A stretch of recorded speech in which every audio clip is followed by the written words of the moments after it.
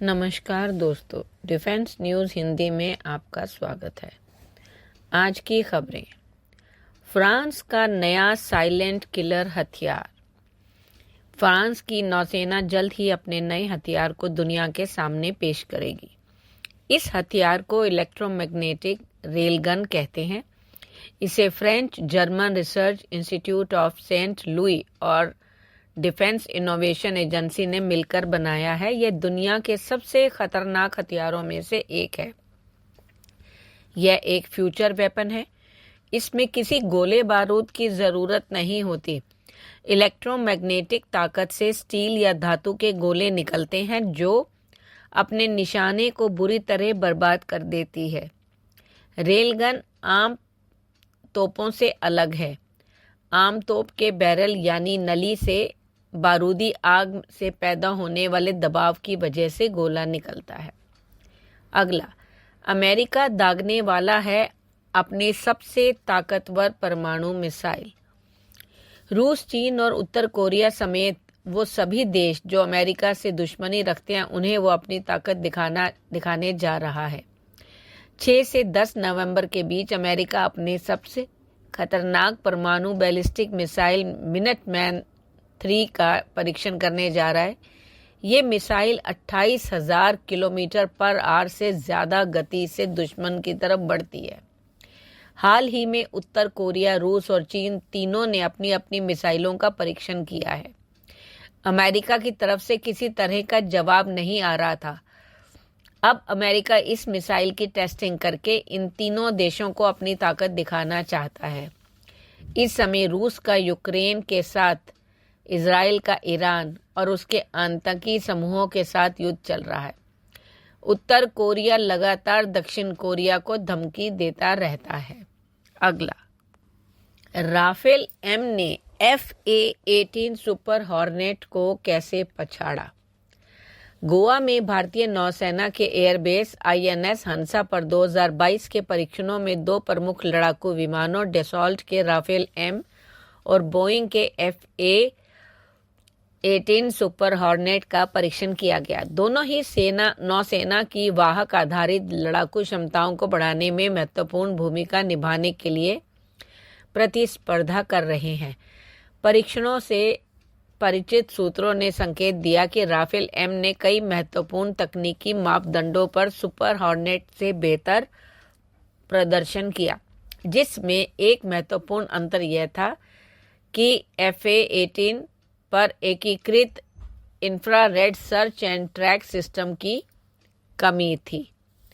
IRST system एक निष्क्रिय infrared आधारित ट्रैकिंग सेंसर है जो लड़ाकू जेट को रेडियो फ्रीक्वेंसी उत्सर्जित किए बिना दुश्मन के विमान का पता लगाने और उसका पीछा करने की अनुमति देता है। इस प्रकार विरोधियों द्वारा पता नहीं लगाया जा सकता।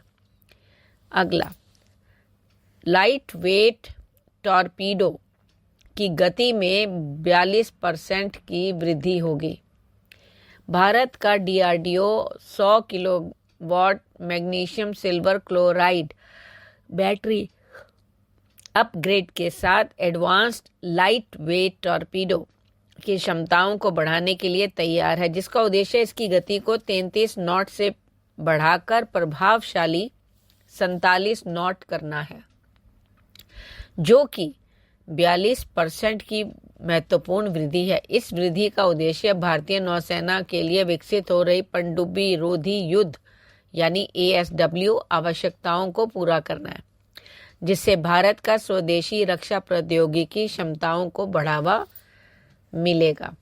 ALWT चाइना टॉर्पीडो की दूसरी पीढ़ी है, जिसे DRDO की नौसेना विज्ञान और प्रौद्योगिकी प्रयोगशाला NSTL द्वारा विकसित किया गया है। अगला, रडार एकीकरण और सॉफ्टवेयर अपग्रेड के कारण तेजस Mk-1A में देरी।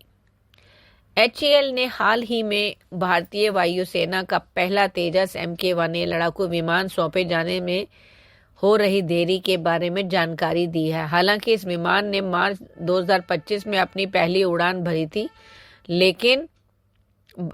थी, लेकिन HAL ने अभी तक इसे डिलीवर नहीं किया है, क्योंकि इसने इजराइल के एल्टा सिस्टम द्वारा विकसित Elta ELM 2052 active electronically scanned array radar के लिए जटिल एकीकरण और परीक्षण आवश्यकताओं का हवाला दिया है। इसके अलावा IAF द्वारा अनुरोध किए गए अंतिम मिनट के सॉफ्टवेयर कॉन्फ़िगरेशन परिवर्तनों ने देरी में योगदान किया है, क्योंकि यह सुनिश्चित करने के लिए कठोर परीक्षण की आवश्यकता है कि विमान IAF के अद्यतन परिचालन मानकों को पूरा करता है।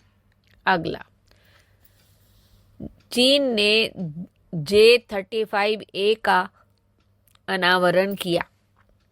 क्या है इसकी विशेषताएं? चीन ने आधिकारिक तौर पर अपने नवीनतम 5वीं पीढ़ी के लड़ाकू विमान J-35A को झुआई एयर शो 2024 में पेश किया। यह चेंगदू J-20 के बाद चीन का दूसरा 5वीं पीढ़ी का स्टेल्थ प्लेटफॉर्म है, जो अगली पीढ़ी के लड़ाकू विमान प्रौद्योगिकी में देश की त्वरित प्रगति को रेखांकित करता है। J-35 का भूमि आधारित वायु सेना उन्मुख संस्करण है, जिसे शुरू में चीनी नौसेना के लिए विकसित किया गया था। चीन की हवाई युद्ध क्षमताओं को बढ़ाने के लिए डिज़ाइन किया गया है। J-35A में महत्वपूर्ण डिज़ाइन अपग्रेड हैं। इसका उद्देश्य सिर्फ इसे फुर्तीला, अत्यधिक जीवित रहने वाला लड़ाकू विमान बनना है, जो दुनिया भर के अन्य 5वीं पीढ़ी के जेट विमानों के बराबर है। धन्यवाद।